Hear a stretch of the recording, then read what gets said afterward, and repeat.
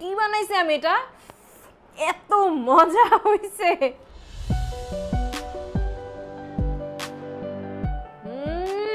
আমি জানি আপনারা আমার থেকে আরো বেশি সুন্দর এবং স্মার্ট রেসিপি বাসায় বসে রান্না করেন। যদি ঘরে বসে এরকম স্মার্ট রান্না করে জিতে নিতে পারেন এক্সাইটিং গিফট, তাহলে কেমন হবে ব্যাপারটা? চলেন দেরি না করে এই ক্যারামেল ক্ষীরের রেসিপিটা দেখাই, সেই সাথে জানাবো কিভাবে এরকম এক্সাইটিং গিফট জিতে নিতে পারবেন। প্রথমে 30 মিনিট কালিজিরা চাল অথবা বাসমতি চাল পানিতে ভিজিয়ে রাখতে হবে, তারপরে ওইটা গ্রাইন্ডার মেশিনে হালকা একটু গ্রিন করতে হবে, একেবারে সামান্য। আচ্ছা, এটা জাস্ট পালস দিব।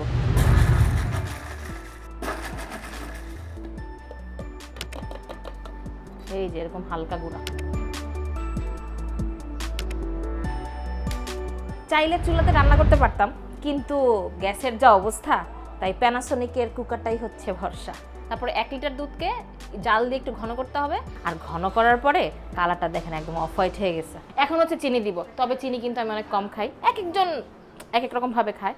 সো যার যতটুকু প্রয়োজন চিনি সেই আন্দাজে দিবেন। এরপর চালগুলোকে গরম দুধের মধ্যে দিয়ে দেওয়ার পরে কন্টিনিউয়াসলি কিন্তু নাড়তে হবে, নাহলে নিচ দিয়ে তো লেগে যাবেই, আবার হচ্ছে কেমন যেন মানে জিনিসটা মজা হয় না। নাড়তে নাড়তে প্রয়োজন অনুযায়ী লবণ আর হচ্ছে এলাচ গুঁড়া দিতে হবে। এলাচটাকে আমি এই গ্রাইন্ডার মেশিনে খুব সুন্দর করে গুঁড়ো করে নিয়েছি।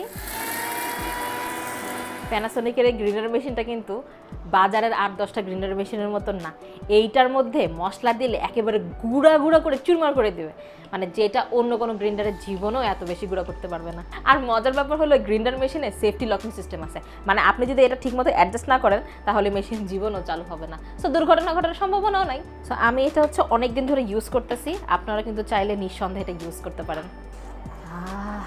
কি সুন্দর একটা স্মেল আসছে। একটুখানি গুঁড়া দুধ অ্যাড করতে হবে যদি প্রয়োজন হয়।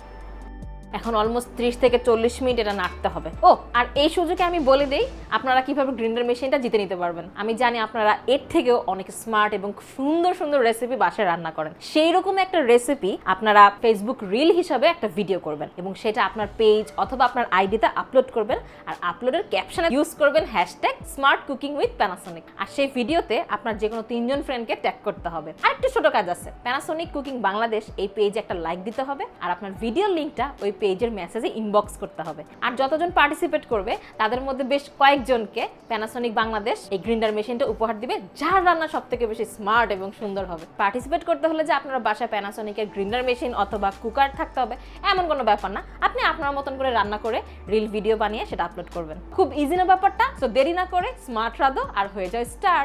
30 থেকে 45 মিনিটের মতন এটা কন্টিনিউয়াসলি নাড়ার পরে যখন ক্ষীর হয়ে যাবে তখন হচ্ছে মেইন সুইচটা অফ করে দিব।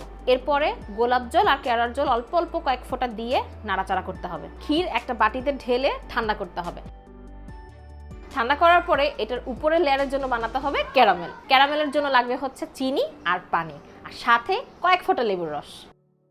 ক্যারামেলটা হয়ে গেলে উপর দিয়ে সুন্দর করে ঢেলে দিব।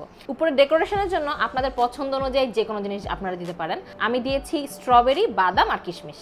আমি কিন্তু আমার এই রেসিপির ভিডিওটা প্যানাসোনিক কুকিং বাংলাদেশের ইনবক্সে অলরেডি পাঠিয়ে দিয়েছি, সো আপনারাও কিন্তু দেরি করবেন না। আর ভিডিওতে কিন্তু হ্যাশট্যাগটা ইউজ করতে অবশ্যই ভুলবেন না, আর হ্যাশট্যাগটা হচ্ছে smart cooking with Panasonic. So আজকের মতো বিদায় নিচ্ছি, আল্লাহ হাফেজ।